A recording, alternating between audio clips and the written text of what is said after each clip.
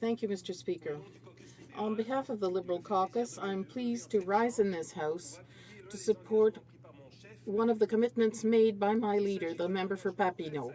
This is a very simple commitment that goes without saying and that goes beyond partisan considerations. I urge members of all political stripes to support this commitment by voting for this motion, that in the opinion of the House, the Prime Minister should hold annual First Ministers' conferences. The Prime Minister of Canada should hold annual First Ministers' conferences. Si je dis que cela me... If I say that I'm pleased to speak to this motion, is because I've realized that it's become necessary. But it doesn't please me that it has become necessary. Normally, it shouldn't have become necessary. It would not have been necessary under any previous Prime Minister before the one we have today. Since Laurier, all Prime Ministers of Canada have felt the need to meet their provincial and territorial counterparts at regular intervals. They met them all together as well as during bilateral meetings. That went without saying. It still goes without saying in any civilized federation. It goes without saying except for the current Prime Minister.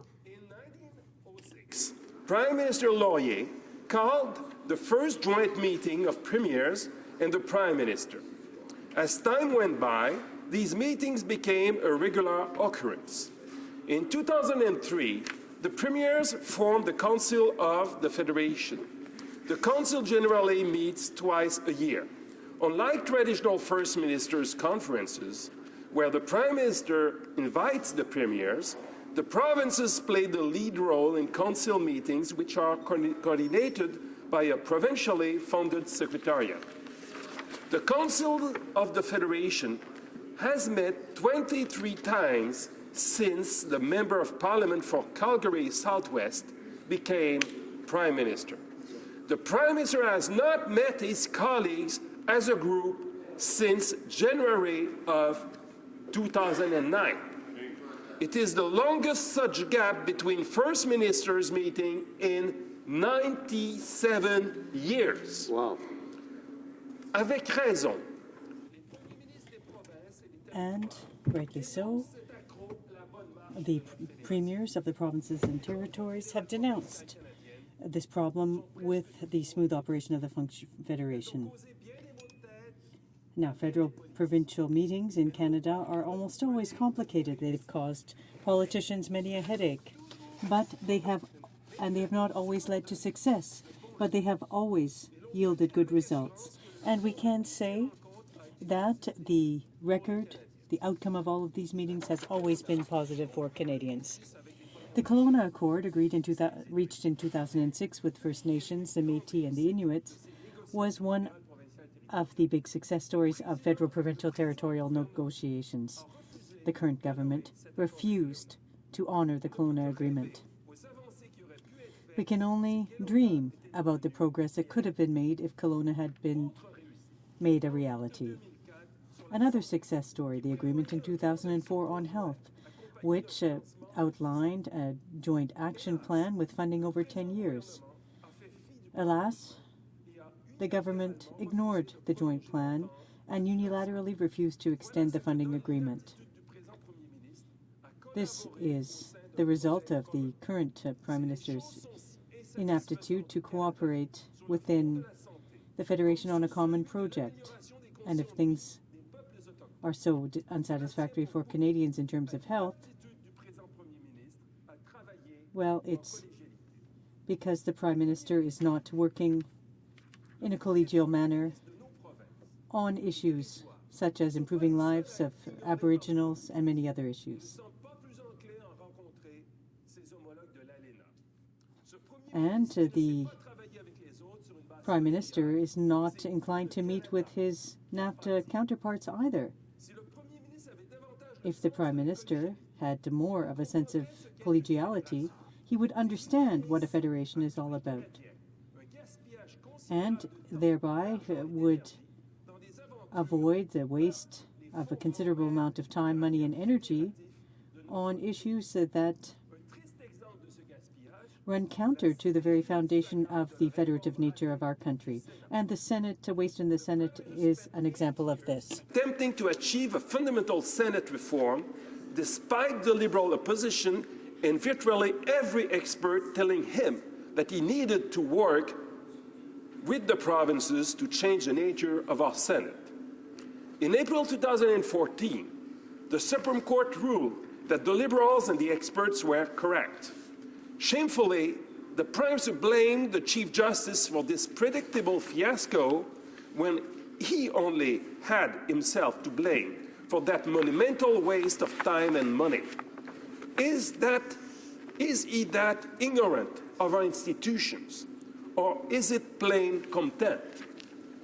A simple, frank face-to-face meeting between the Prime Minister and his constitutional colleagues could have avoided that debacle. Il ne s'agit pas que d'une question de principe. Now, it's not just an issue of a constitutional or federative principle. The lack of collective meetings between the premiers and the Prime Minister leads to very serious negative consequences for Canadians. Let's look at the current situation. As oil prices and the dollar fall, as our economy faces uncertainty, it is the responsibility of the Prime Minister of Canada to meet with the premiers and develop a united plan. Under such circumstances, a Liberal government would hold a First Ministers' Conference. Because they know how important it is to work together, the premiers will meet tomorrow, a few blocks away from Parliament Hill. Regrettably, they have no scheduled meeting with the Prime Minister in the foreseeable future. This is not a symbolic issue. Our federation faces real and significant challenges, from infrastructure renewal to retirement income security and climate change. These challenges can only be tackled successfully if all levels of government are sitting around the same table. By refusing to meet his constitutional partners around the same table, the Prime Minister shirks his constitutional responsibility. By refusing to pull together the strengths of our federation, he fails all Canadians. Why does the Prime Minister refuse to live up to his responsibility? Considering the huge challenges that we are facing, why does he refuse to bring together the premiers of Canada's provinces and territories in order to work towards solutions that benefit all Canadians? One has to wonder why the Prime Minister would choose to postpone tabling his budget unilaterally, with no consultation with his constitutional colleagues. Most provinces and territories typically table their budgets in April or May of each year, having had the opportunity to see what the federal budget has in store and fine-tune their own budgets accordingly. By delaying the budget until April at the earliest, the federal government has deprived the provinces of that opportunity at a very critical time for all of them. Regrettably, the Prime Minister's lack of collegiality and understanding of what a federation means does not stop there. Here are a few more ways the Prime Minister is hurting Canadians from all provinces and territories. Infrastructure. The 10-year New Building Canada Fund, announced in Budget 2013, is heavily back-end loaded. Until after 2019, very little money will be available to the provinces and municipalities to help them tackle their urgent infrastructure challenges, stimulate the economy, and create jobs.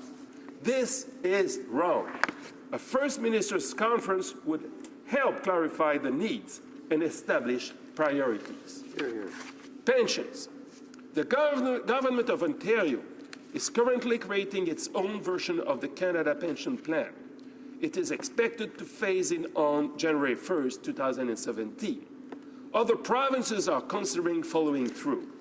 The lack of federal leadership is leading to a patchwork of public pension systems that will act as a barrier to labour mobility in Canada. This should not be allowed to happen. There are much better options that the Prime Minister might discover should he agree to sit down with his colleagues. For instance, Prince Edward Island Finance Minister Greg Sheridan has proposed an expansion of the Canadian pension plan that would target the segment of the middle class that Jim Flaherty himself said was not saving enough for retirement. Old age security. While in Davos, Switzerland, the Prime Minister announced by surprise that the qualifying age for old age security would be raised from 65 to 67. Not only will that unnecessary measure penalize Canadian seniors, particularly the less well-off, it will also have a big impact on the provinces, since many Canadians between the age of 65 and 67 years old will be left to rely on provincially funded social assistance in the absence of old age security. Refugees. In April 2012, the federal government announced it will no longer provide money to the provinces for the cost of refugees' claimants' health care, a cruel measure, as the federal court said.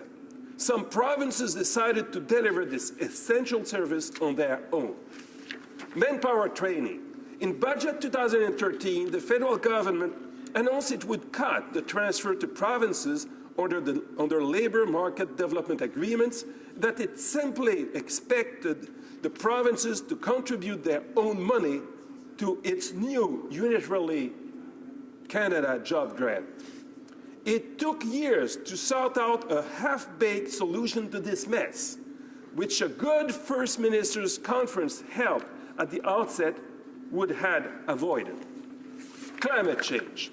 In the absence of federal leadership, some provinces have taken the lead on Canada's efforts to reduce greenhouse gas emissions. While this has led to some positive results, the absence of federal leadership has prevented much better results from happening for Canada. Comprehensive Economic and Trade Agreement, CETA. This one is particularly outrageous. The province of Newfoundland and Labrador gave its approval to CETA after the federal government agreed to provide $270 million toward a $400 million transition fund for their seafood canning industry. Once the agreement was signed, the federal government changed its mind. It is now telling the province that the money was for demonstrable losses in that industry after the agreement was in force. This has resulted in the province signaling a willingness to rescind its support for the agreement, thus breaking our federation's united front on this needed agreement. In the 18 years I have been actively following federal-provincial relations in this House, never have I witnessed such blatant betrayal of a federal government's commitment toward a province. Straight. The letter exchange makes it crystal clear that the federal trade minister did concede that there would be a transition fund to help the industry, not only the displaced workers, the whole industry. The expression demonstrated loss is nowhere to be seen in the trade minister's letters. This is a pure invention. The good functioning of our federation requires negotiations in good faith and living up to commitments. The federal government should not retroactively invent conditions that were not in the written agreement between ministers.